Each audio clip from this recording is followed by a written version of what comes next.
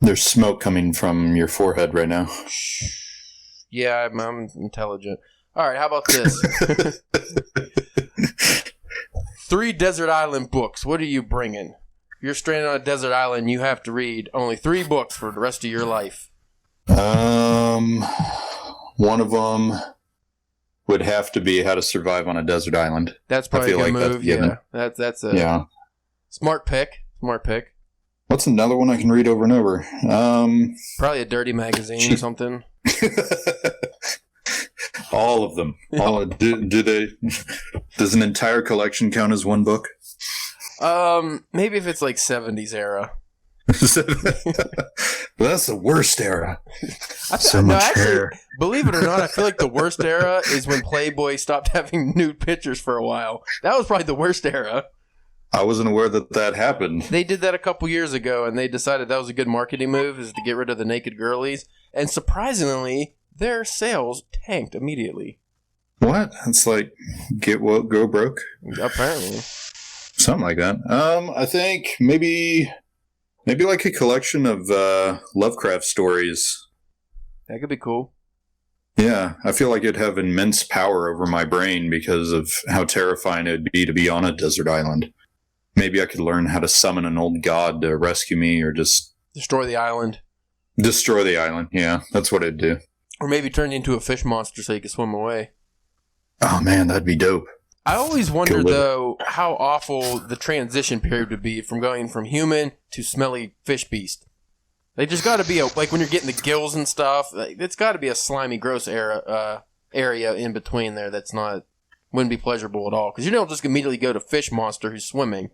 That's true. And you have to wonder, like, are you going to have some serious breathing problems as you transition to gills? Yeah, and your skin getting used to the salt water. Yeah. You know what would fucking suck? If you were stranded on the desert island, you became the fish monster, and it wasn't like a horrible transition, you just became fish monster, but it turned out you were freshwater fish monster, so you're still stranded on the island. Oh, man. You still couldn't swim. You just like go in the water and start convulsing. I don't know what happens when you throw a saltwater fish or a freshwater fish in salt water. What makes them die? I don't know They suffocate like really fast. That's so unfortunate because you're like probably 99% the same animal, but not. You can't breathe underwater. And they like dehydrate really fast because all the salt in the ocean, all their biology isn't set up to ward that off. So literally, it's like they're mummified when they're put into water. They suffocate and then their bodies desiccate. Well, that sucks. So yeah. If you're a fish monster, you probably don't want that to happen to you. You definitely need to be wise about what bodies of water you're going to be transitioning near if you're going to be becoming a fish monster. I feel like would be a good plot for a H.P. Lovecraft story, because maybe the fish monster gets transported from, the New England seaside to like the Great Lakes and doesn't realize it and just gets completely screwed over. Dude, wouldn't that suck? I have to summon the old guy. I can't go in there. It's like turning into moving into a really bad neighborhood. You're like, ow. You just see him with like duct taped glasses on his neck with salt water inside of him so he can breathe as he walks down the street. Oh, man. Wait, classic Jerry. What happens to a saltwater fish that goes into fresh water? Because they're not going to or mummify. They just suffocate as well, or what happens to them? They're gonna suffocate and then probably sink. I would imagine their cells get like engorged with water, so it's like the exact opposite. So it's like they drown, like super filled up. Yeah, they drown. Hardcore. That is the lamest way for a fish to go out, is drowned. You're a fish and you drown. Like, oh man, you had one job. It's like, I'm sorry. Damn evolution. How dare you? That's what makes... What are those fish that go from saltwater to freshwater? The salmon or trout or salmon, right? Yeah, they go upstream from the... wherever the river ends, I guess. What do they call it? The mouth of the river they swim upwards and... To the... Yeah, but don't they... By the time they get to the top and spawn, they just start rotting away immediately. Is that because of the water, or is that just because once they spooge, they just they disintegrate?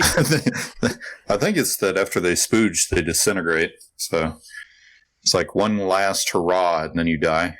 That's another awful thing to happen. Like, if you were a human, it was like, hey, I just want to let you know, and sex ed, they didn't teach us, but once you spooge the first time into a lady, you just shrivel up and die. You will die. Your body rots apart, too, really gross like. You don't just die normal. That is if you're not eaten by a bear. Yeah, that'd be unfortunate, too. It's like, yeah, guys, I'm headed upriver. I'm going to have sex. Goddamn. Oh, no. The bear got me. The solution to all this is don't get stranded on a desert island. With or without boats, just don't. Don't become a fish person. You might not get a choice. Is it up to you? I feel like if you're trying to become a fish person, you're already beyond saving to begin with. Your mental state is not all there. You might have a point. Yes. We should probably get into this episode. I don't think people want to hear about fish monsters anymore. Or maybe the whole episode should be fish monsters. Yeah. All right.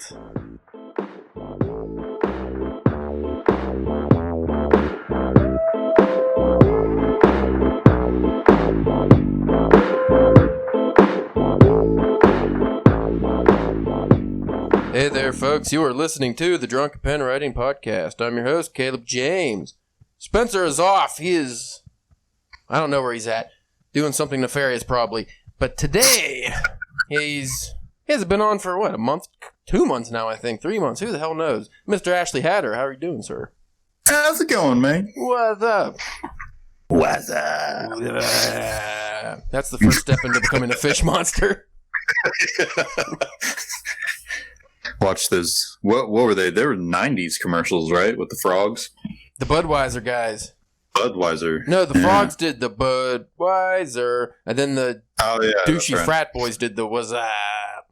That's true, yeah. I think they did actually have a combo commercial there at some point, though.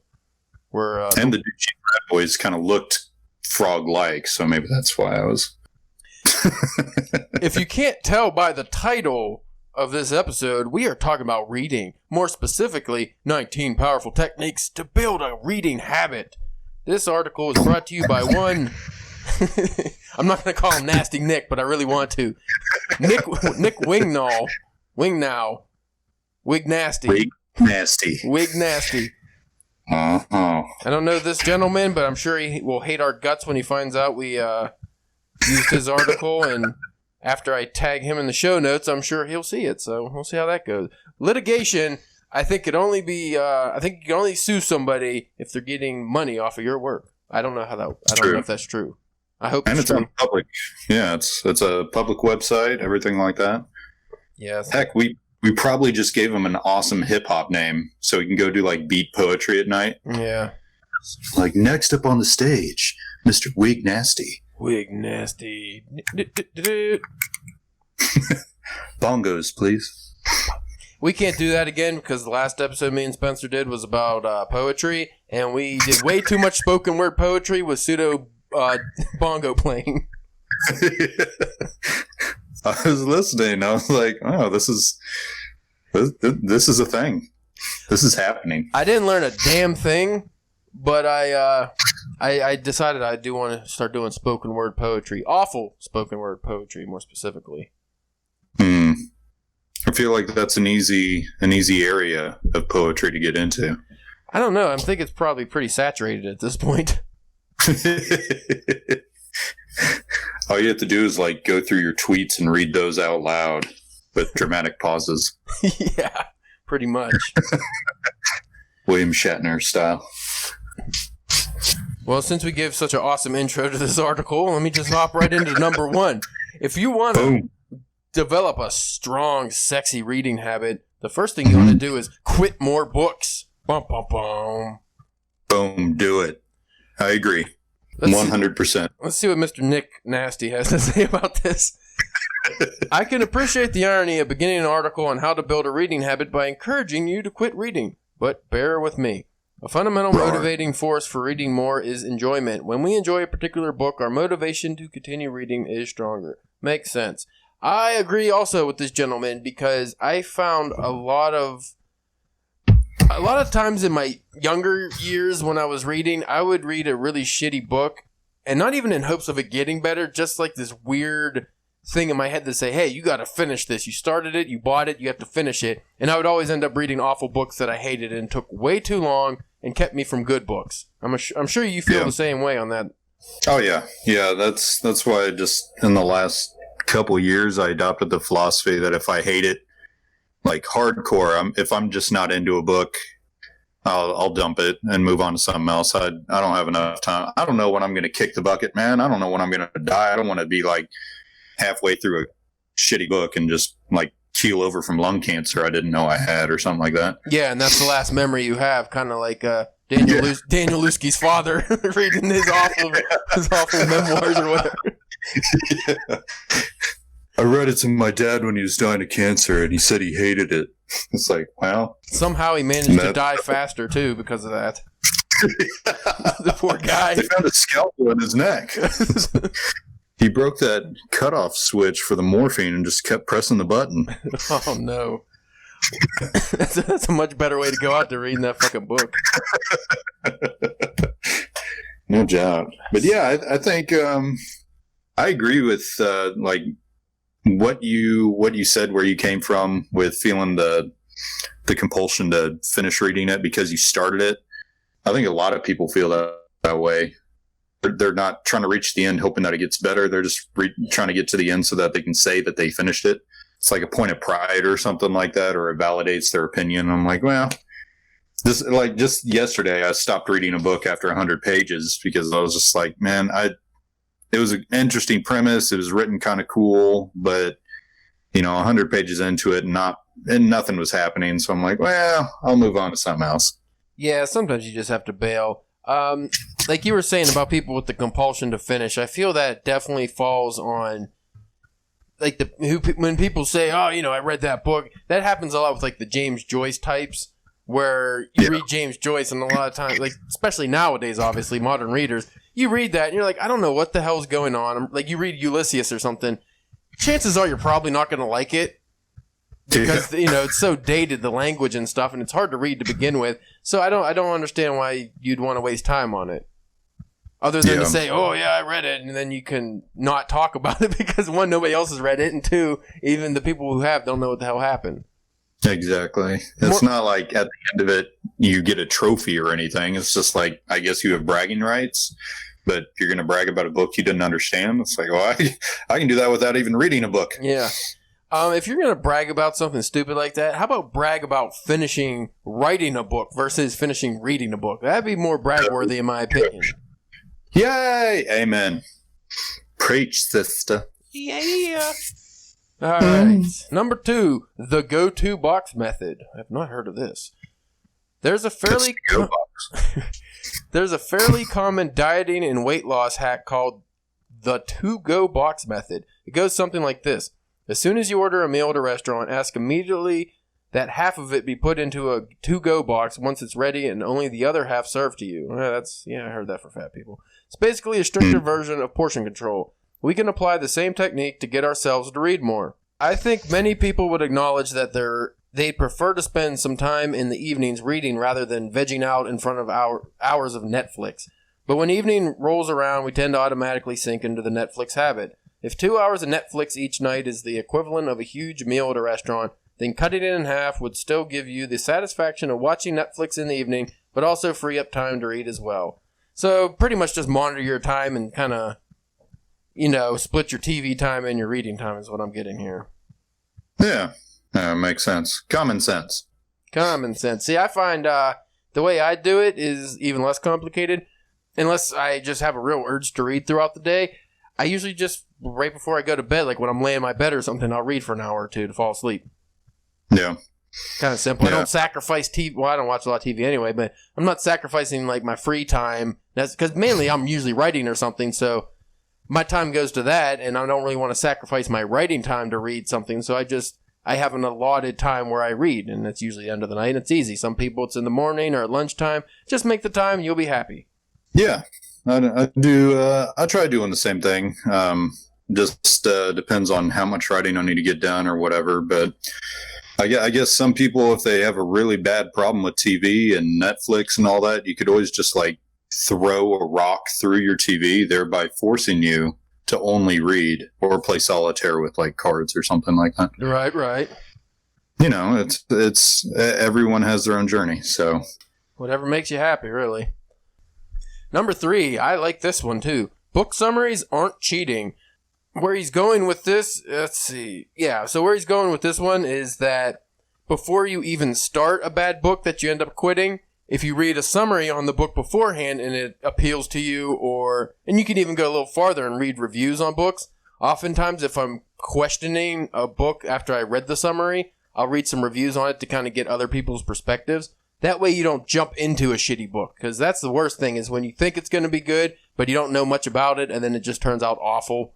Yeah, I think I'm kind of torn on that one. But that's because I like going into stuff without knowing anything about what's going on.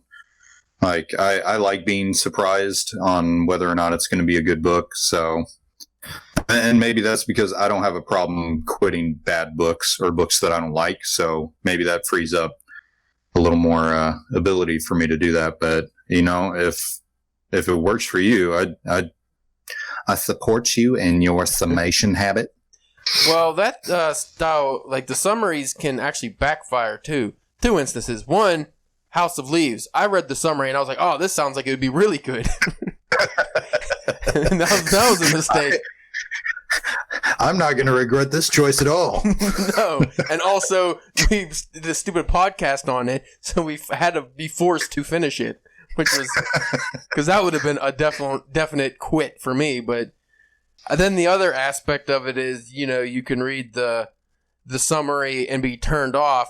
And then if you didn't read the summary, you might actually like that book, because the summary was, sometimes they're just bad, you know, poorly written summaries, or whatever like you might get out of a book actually isn't in the summary. So maybe the themes are something that would really catch your eye, but that's not in the summary. It's just the plot or something like that. And you could actually miss out on books that way too. Yeah, it's like, I mean, you get a lot of information out of a summary, like the plot, you know, major characters and stuff like that, but you're not going to be able to get the cadence of the writer's prose, you know, the feel of their use of words, if there's any sort of poetry or anything you can't really put that in a summary other than saying they write good. Yeah. Well, there's times too where I didn't really actually care for the story, but I enjoyed the writer's style of writing so much that I enjoyed the book overall, or the story overall. And that's something you'll miss with the summary too. Like H.P. Lovecraft. There's some H.P. Lovecraft stories I didn't even care for, but his style of writing I really enjoyed, and the things he talked about I thought was cool. Yeah. Yeah, I'll agree. I'm trying to think of another writer like that, but I'm kind of... honestly, I think Virginia Woolf's Going to the Lighthouse, or To the Lighthouse. I didn't really care about the story. Not that there's much of a story there anyway, but it's just the really hypnotizing form of, you know, stream of consciousness that she captures. It's really, really cool to read. Mm-hmm. And at the end of it, you're like, I mean, not a lot happened. There wasn't really too much that I can say that I read about, but it was beautiful. I loved it. Well, there's some, like Jack Kerouac, for instance. I wouldn't really say his storytelling is all that enthralling, or even the stories themselves are that interesting, but just kind of his style of writing and the nature themes he puts in it and stuff. That's what I like. So, you know, you can enjoy books that aren't. You can enjoy books just for the writing versus the story, which that might be a cool episode to go into on its own sometime. Mm-hmm. For the sake of time, we'll continue here. Number 4, this one we talked about offline, and we kind of both were in agreement. Embrace the audiobook. Now, like I said, I've listened to some short stories in audiobook form, whether they're podcast or like I've listened to some Stephen King short stories. And if the narrator, like the person, sometimes they get voice actors and stuff, it's not too bad. But for me, I'm not an audiobook kind of guy. I have to read it. Listening to it reminds me of old-timey radio, and that's not my bag, you know? Yeah, it's, the narrator makes a huge huge impact. I mean, obviously, I guess that's a common sense statement, so I shouldn't feel too insightful. But I was telling you about, I listened to Annihilation by Jeff Vandermeer, and it has a really cool premise. It has a very open ending to it, but the narrator was just so dry that I felt like I was listening to a car manual half the time. I didn't care about any of the characters. I was just like, oh my gosh, somebody do something and just, I don't care. I don't care. Now, conversely, I think that if you, which I think he says, and I'm not, because we don't have time to read all his, go to the article, people, if you actually want to read this. But what he talks about, I believe, is, for instance, if you're, like for me, I drive for a living. So, I usually listen to podcasts while I'm driving, but I could just as easily listen to an audiobook. And I think that's what works for a lot of people. Say they have long commutes to work and stuff, or you have a job where you can listen to something while you're working. Audiobooks actually might be a preferred option because you're multitasking, so to speak. So you can actually knock out books while you're going about your day, which is a cool thing. I mean, obviously audiobooks are pretty popular, and we should probably get Audible as a sponsor on this show sometime. No joke. Trying to nudge the corporate. Yeah, I think audiobooks are a great medium. It actually kind of takes people back to the days of like just storytellers, traveling storytellers. We had some of those that visited my elementary school when I was growing up, and it was absolutely awesome. I love listening to those guys because they're so good at just conveying all the emotion and getting you hyped for the big twist or whatever. And so audiobooks are kind of like a toss back to that. Mm-hmm. And it's really cool to see. I didn't expect it to grow as big as it is, but I guess it's like a huge industry that just keeps getting bigger. So I'm like, hey, power to you, I guess. Well, it makes sense with how busy people are. I'm actually glad that they at least went to audiobooks versus just not reading at all. And like you were talking about the storytellers, like Mark Twain was the first stand-up comedian, and that's what he did. He went around the country on a storytelling tour, which is essentially what a lot of stand-up comedians are. They're also storytellers. So that's definitely an art form I do not want to see ever die out. And with the creation of audiobooks, I think it'll hopefully stick around for some time. Yeah. Let's see. Ooh, this might be controversial. Number 5, skip the stories. This This one applies specifically to non-fiction books, especially contemporary self-help and business-style books. A lot of these newer non-fiction books contain huge sections devoted to telling elaborate stories oriented as... Okay, I get what he's saying. So, if you're going to read a self-help book, fucking don't read half the self-help book, apparently. I don't read self-help books generally. The only one I remember reading in the last couple years was the War of Art, which we covered on the podcast. That's why we read it. And it was okay. I don't really need to be told how to... I don't need somebody else to motivate me generally, but some people do, I guess. Yeah, I think it's an emotional high for people. It just gets them stoked. It's kind of like listening to like badass cinematic music before you're about to work out or something like that. Or just it sets the mood, I think, in people's lives, gets them centered again. So that's what it takes for some people, I understand that. For me, it's like a shot of whiskey and coffee in the morning, then I'm good to go. But that's each their own. Well, according to Nick, a good general principle to follow if you want to read more is to read more efficiently. And judiciously skipping stories is a good way to become a more efficient reader. So, again, that's what you want to get out of the reading experience, too. If I'm reading a book, we were making fun of Moby Dick off air about all the fucking whaling, and you can skip the whaling and it doesn't really affect the book. But if you want to get the most out of the book, obviously you're going to read the whaling parts, but to each his own. It's just whatever you're into and how much time you have, and you can certainly skip needless things such as House of Leaves, where I skipped probably whole chapters that were just nonsense, and I didn't miss a damn thing.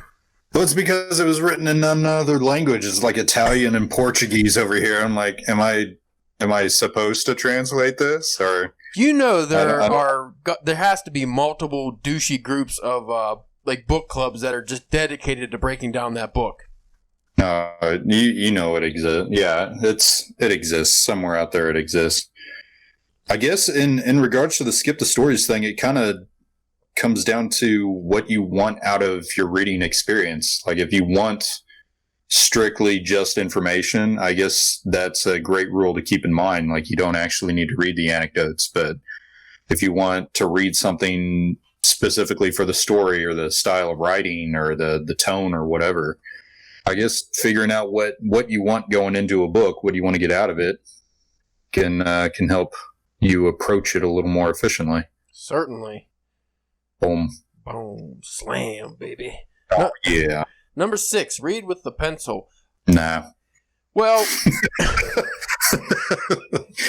this actually is advice that I've read from the likes of like your Teddy Roosevelts and just great men, great people throughout history, rather, that have, to get the most from your books, fiction or nonfiction, take notes, underline passages.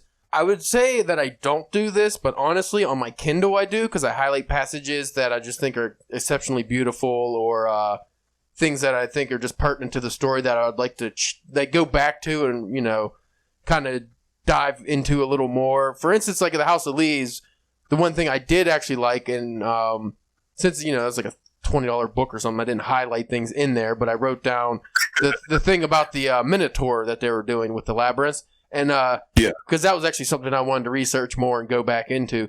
So you can get a lot out of a book. It's almost like the nerdy kid in school who, you know, the notes they always have on the sides of the textbooks that you can go for further reading. That's pretty much what that is, you know. And then, again, I also do that with, on the Kindle, I like to highlight words I don't know. So not just to look up the word, but so I could actually know it and use it in my own writing or things like that. And I mean, it's essentially just taking notes. Yeah, I do that occasionally. I have a pocket like moleskin that I keep on me wherever I go, and so I'll jot down if I'm reading like a page number or a sentence, a fragmented sentence or something like that. If I want to go back there so that I have something to draw on. But I had a teacher in high school that was just like obsessed with us writing in our books, and we had to do a certain amount of writing. And it just take it out of you. Killed me on that. Yeah, I was like, well, never doing this again.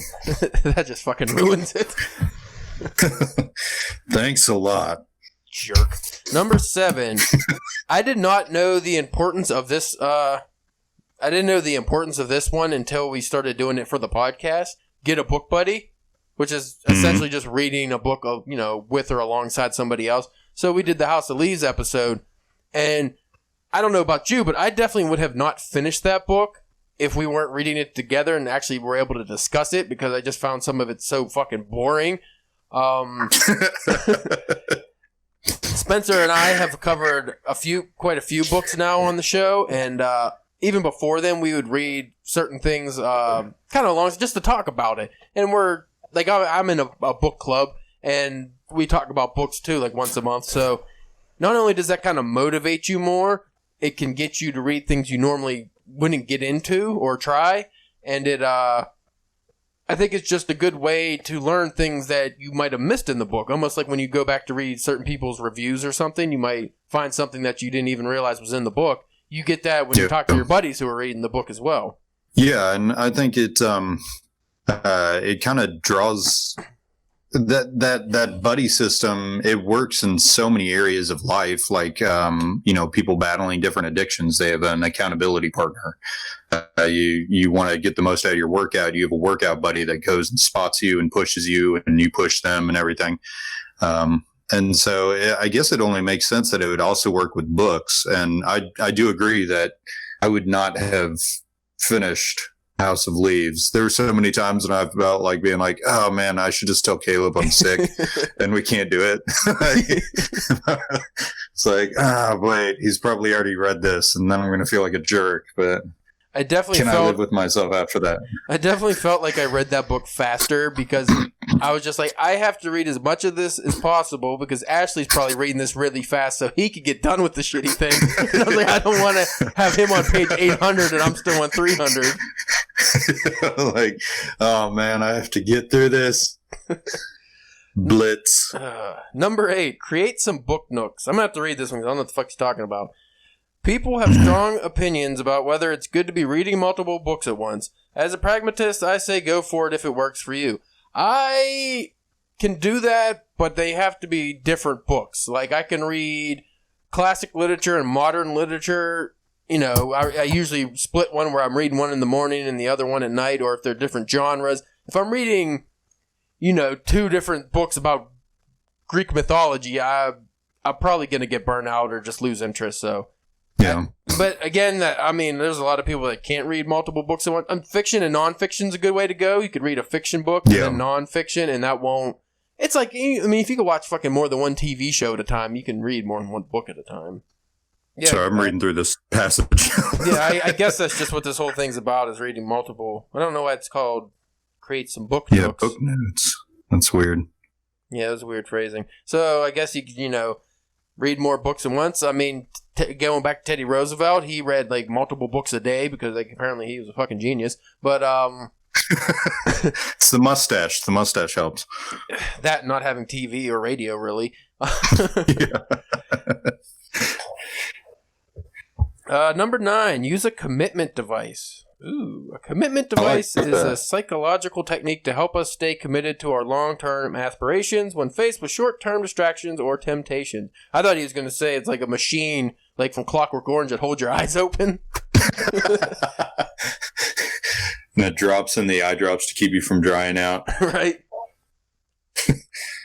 Keep reading. A basic example of how to use a commitment device is to help you stick with your goal of reading a little bit each night. Why is this just a big run-on sentence? I'm not reading this anymore. Essentially, just carve out, again, this goes to what I was talking about earlier, carving out 30 minutes, hour, whatever it is of your time that you're specifically going to use to read. And this goes with writing, too.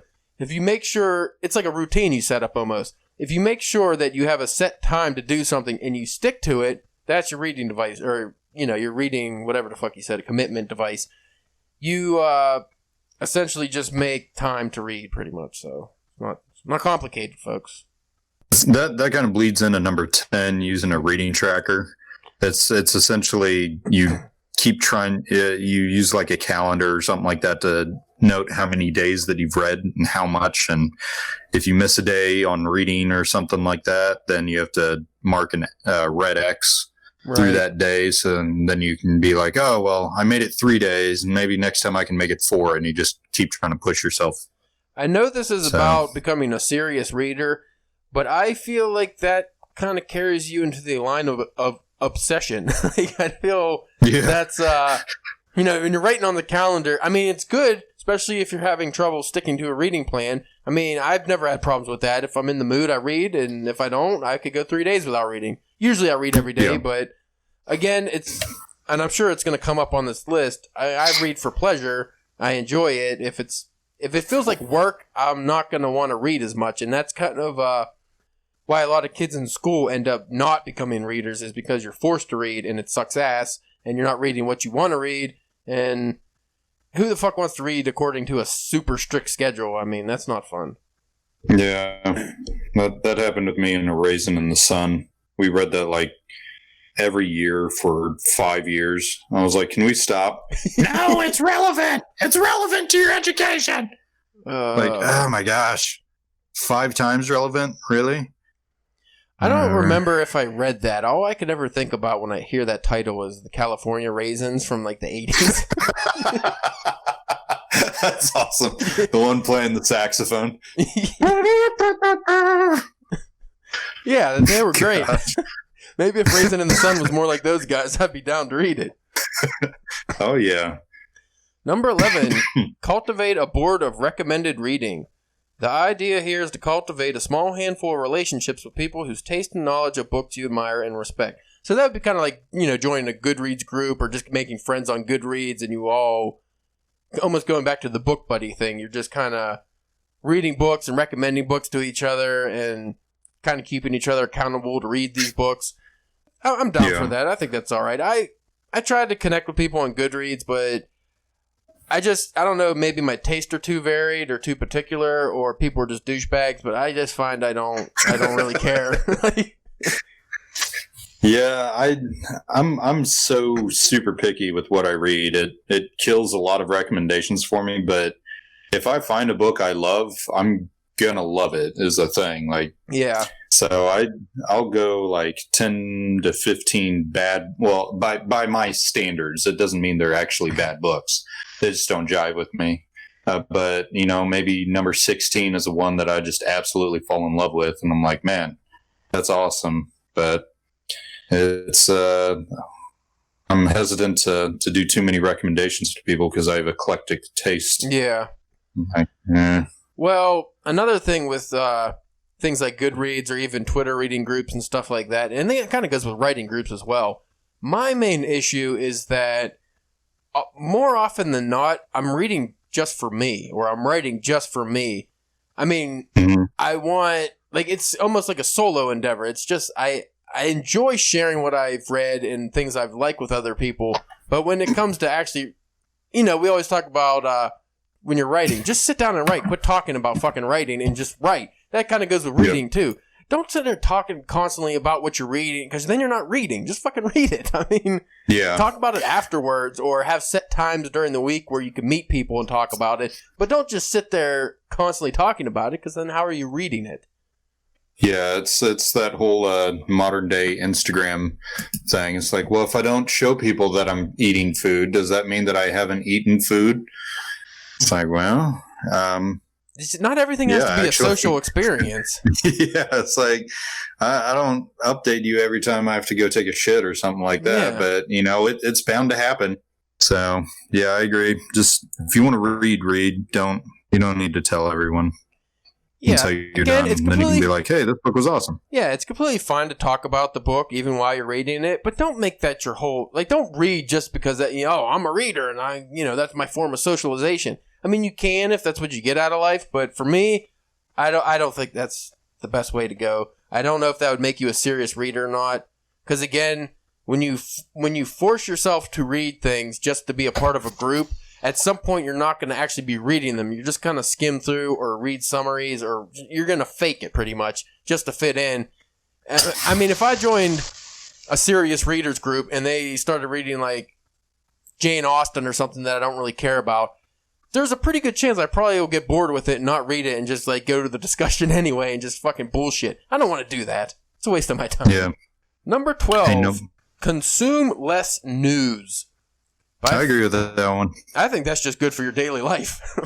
Yeah, that'll improve your outlook. There's so much just bullcrap going on or being spewed or recycled. It's like, you know what, there's a lot of bad stuff in the world going on, yes, but there's so much good stuff going on, or even just benign. Just like, not everything's terrible and not everything's amazing. Sometimes it's just life, and you don't need to freak out about it or be updated every 20 seconds. Yeah, sometimes the price of pickles just go up a cent, and sometimes they go down 5 cents. It doesn't. That's not really that big deal. You don't need to talk about it. But I hate it when they raise the price on pickles. God damn it! Ah! What's the deal, Dill? Dildos. Moby Dick. I feel like it should have been Moby Richard personally. No, I think that as far as the news goes, the more news you're reading, the less you're actually reading for yourself. You're reading, almost to get outraged or whatever it is, but definitely can cut down on the news or keep news, again, scheduled to a certain period of the day. Like back in the old days, you woke up in the morning, have your cup of coffee, read the newspaper, and then that's the news people got throughout the day. Maybe they watch like the 5 o'clock news at night or whatever, and that's it. Nowadays, it's constant, and it's too much. In the 24-hour news cycle is an awful, awful invention, and it makes me want to form a militia and be one of those guys in Oregon living out in the woods with a bunch of guns. How do you really feel, Caleb? I feel like I'm going to go to the next one here. Number 13. Read in burst. For most people, establishing a consistent reading routine is the way to build a better reading habit. But that doesn't mean it's the only way to read. This is true. In fact, for some people, reading in burst is a better way to maintain the reading habit. For example, one year during grad school, my schedule was such that I was extremely busy 4 out of 5 work days. And it was a reading... Okay, so pretty much... If you're really busy and you only have Saturday to read, you fucking read a shitload on Saturday.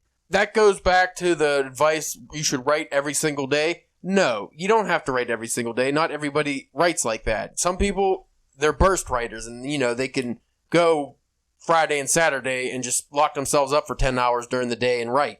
Same with reading. You can lock yourself up a certain period and just read and read and read a whole book in a day. There's many times where I've read a whole novel in one day and then didn't read for like a week. That's fine. It's just as long as you're reading is the important thing, in my opinion. Yeah, and I think as long as you kind of have to dump the belief that, like you said, that you need to write every day, you need to read every day. It's like, well, yes, Stephen King writes every single day for like 5 hours and puts out 3,000 novels a year. But that's what works for him. Yeah, it's like that's Stephen King. There are other authors where it takes several years to write a single book or a single story or whatever. Like, stop comparing yourself and just as soon as you dump all that pressure of trying to be like another author or another reader, you're going to enjoy it a lot more, and you're going to find out that, oh man, I actually have something to say with this, and it's actually really good. So, well, again, it goes into compulsion. You could easily become one of those people who read compulsively, and it's not a good thing because now you're forced. It's like you get anxious if you don't read every day, and you should never feel anxious when it comes to reading or writing or something that you do for enjoyment. When it becomes anxious or becomes a chore, then that's when maybe you should actually just cut back and take a break. Reset yourself a little bit. I was that way with crack cocaine as well, and I was like, man, this has got to... I keep twitching and just rubbing my gums, and I don't know, is that crack cocaine or is that just straight cocaine where you rub your gums? I'm not quite sure, but I found when I did lots of crack cocaine, what worked best for me was to just do it so hardcore that it actually came out the other side and somehow it was just sober and completely fine. Oh, yeah. Like of course. Like 80% of my body was crack cocaine, and then there's nowhere, like you just switch over and you become a human again somehow. It's weird. Oh, man. Or advice to our listeners. Yeah. Become a crack monster. It'll definitely help your life. You'll be very productive. It'll work out. Number 14, always have a book on deck. I have never, ever, ever, ever had this problem where I didn't have a book on deck. I have 800 books on deck, and everybody I know that reads has 800 books on deck. Is that like a TBR pile? Is that what it's talking about, or just always having a book on you? Let me check to make sure. No, it's just always know what your next book is going to be. Yeah, having a book on you at all times is a different thing, but we all have phones on ourselves, so I mean, as long as you have a phone on you, you always have reading material fucking somewhere. Yeah. I carry. I try carrying a novel either in. I prefer physical books, but if I'm in a bind or something, I do have my phone and the Kindle or the Nook app on there. But I don't have necessarily a schedule of what I'm going to read next, but I do have like anywhere from 10 to 20 books that I'm like, well, my next book's coming out of this slosh pile, so. Yeah, I have a set of books, and when I'm done reading whatever I'm reading, I just kind of go by what I feel. So, oftentimes I'm like, oh, I'm going to read this book next, but then by the time I get to it, I'm like, actually, I want to read this, and I'll switch to something else. And I also actually, almost every day I have at least a paperback on me, but usually that's like either short stories or poetry or something. I don't necessarily need a whole novel, because I'm the type of person... Once I start reading a novel, well, then I have to kind of finish the novel unless it sucks ass. Yeah. What kind of poetry? Is it erotica? Like erotic zombie poetry? Bigfoot erotica. We've been talking about the Bigfoot, just erotic fiction. It's Bigfoot erotica poetry. I wrote it, so don't judge me that I read my own sex poetry. That's okay, as long as you get something out of it, I guess. Yeah, I got a whole chapter just talking about his... like the nappy fur and the genital area, how it gets really musky. Oh, man. Number 15, write a tiny book report. I personally don't agree with this because I don't want my book reading to be homework, but it can work for some people if that's what you enjoy, because you can revisit what you just read and it'll help you, for sure, will help you digest the information more and what you just read. Yeah, I think people that are really active online, especially with Goodreads or Amazon, and leaving reviews, this would kind of fall under that, because as you're leaving your review, you're really thinking over what you just read. It's like, well, I thought I hated this when I was reading it, but now looking back or looking at the grand scheme and writing this report, maybe I actually like that, or maybe I actually hated this part I thought I loved. So I do think writing something down is helpful in organizing thoughts, but I don't think it's necessary. Sometimes I do wish I would write reviews for books I've read, just for the simple fact that I do catalog what I read on Goodreads, but I usually just give it a star rating. But then if I go back and I see a book and I'm like, why did I give that 3 stars? And then I can't remember. So even just a small blurb maybe can be helpful, or just write down some notes. Again, each their own, whatever you're into. Personally, I don't have the time and I just don't want to. Number 16, create a reading bucket list. Let's see. Isn't that kind of like having a book on deck? That's what I was thinking. Or is this specifically like if you're diagnosed with terminal cancer, then you, like, the Make-A-Wish Foundation will hold a gun to your head and make sure that you read everything on your bucket list? This is about, not so extreme, this is about, this is about writing down the list of books you know, like a bucket list, like books like a Moby Dick or Pride and Prejudice, books that you would want to read one day, but you might not want to read at the moment. Almost like just so you don't forget to read them at some point in your life. And I could get that. I kind of have that too. Mine's more of a mental note, but like on Goodreads, I have they have the category books you want to read. I mean, that's kind of the same thing. Yeah, it's kind of like the 100 great classics to read before you die, or everyone needs to read. One of those things. I got you. 17. Master the art of reading. Well, damn. You can never master the art. The learning comes in the journey. I feel like this kind of goes into like speed reading and stuff, and just mastering the way you read to the point where you could get the most information in the least amount of time. Again, you'd have to look up separate articles for that, I would think. Yeah. Because I can speed read, but I don't retain the information that well when I do that, and I usually hold that for instance, House of Leaves. I did a lot of speed reading, like things that I don't mind if I miss some stuff. Yeah. But I personally, I just kind of like to slowly devour a book. So when I'm reading it, I'm kind of just taking it in. I don't hurry myself. I don't rush myself. Joseph Conrad's Heart of Darkness I thought was super boring, so I read through that kind of as fast as I could. It just depends what you're reading. And that's a short book, so like that's pretty easy. It's like 100. It's like 100 pages that goes on for 800 pages somehow. It's just really, really verbose, and I couldn't get into it. And that was before I got to the racism, so like, damn. Yeah, I find if I start speed reading a fiction book, because most of the time with nonfiction, I'm pretty good at retaining information that I read really fast, as long as it's nonfiction. But with fiction, at least for me, I think that's something that should, like, the story should slow you down to where you're just like, oh no, I actually want to take the time to enjoy this and invest in it. And so if it gets to a point to where I just start speed reading through just passages and everything, I'm probably just worth quitting. Yeah, I'm like, well, we had a good run. Now to put you out of my misery. And then light it on fire. I've only done that to one book. What was that? House of Leaves? That was no. House of Leaves wasn't that bad. That was Catcher in the Rye. Oh, yeah, I never read that. I just I don't want to do that. I finished it, walked out to my grill, threw it on there, poured a bunch of lighter fluid on it, and just burned it. That's deserved. It's like, I hated every second of this. Number 18, which would be a good option for books you don't like. They have this little library post, at least my town does, there's little library things where you could just put in a book, like on the street corner or something, and then kids can get books out of it. So maybe do that with your books in the future instead of burning them, unless it's Catcher in the Rye, which deserves it. But number 18 is schedule a library day. I'm kind of bad about this because I haven't been to the library in years, and I used to love going to the library, checking out books, perusing, things like that. But the main thing is I just don't really have time. No. The library system in Kansas City is actually really, really good. It's there's libraries everywhere, so it makes it a lot easier to get there and a lot more convenient.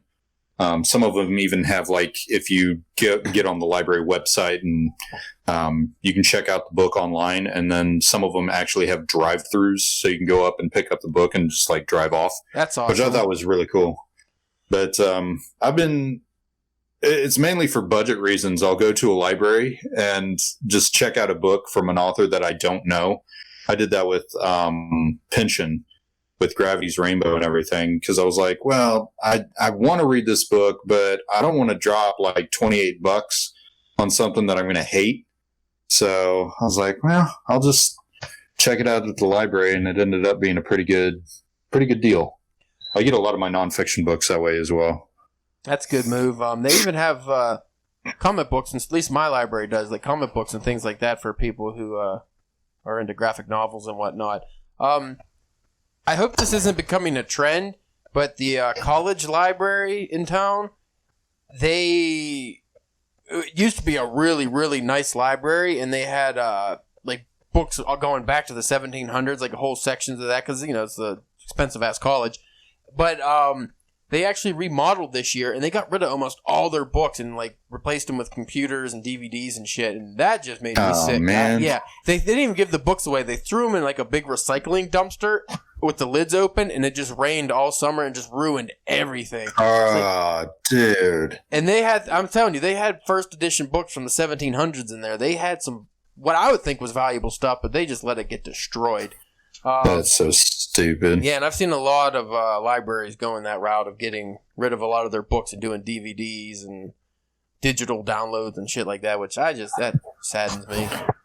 Yeah, there have been a few branches of the library around me where they're super excited about, we're remodeling this location, and they'll show the blueprint online of what it's going to look like. I'm like, where are the books? And it's just like row after row after row of like, electronic resources, or this is a conference room, this is another conference room, this is this is administrative areas over here. I'm like, yeah, but where are the freaking books? And they're like back in a corner somewhere, like they're in timeout or something. Well, I don't know if you've seen, but China has this super, super high-tech library, and it's just walls and walls of like digital books. I think you just scan it or something, and they go to whatever device. And that just, again, that kind of hurts my soul. It's like, man, there's something magical. It's almost like the Page Master. There's something magical, something magical about a library. And when you get rid of the physical books, I feel like you take that magic out, and now you're just in some kind of sterile, crappy doctor's office-like environment. Yeah, technology's cool. I think it's awesome that there are ebooks because it makes it a lot more accessible. It gives independent writers a chance to, test out what being published is like or what that entails. But the physical books, there's a reason they're just awesome. Like you said, they're magical. Magic. Sans Macaulay Culkin or anything like that. But. And number 19, the final entry, Find Your Way. Or Find Your Why, rather. What the fuck does that mean? Find the reason why you're writing. Or, reason why you're reading. Whatever you do in life, you should have a reason for it, probably. So, the end doesn't know. Yeah, I guess you want to kind of have not necessarily just a goal in mind, but a reason why you're reading something.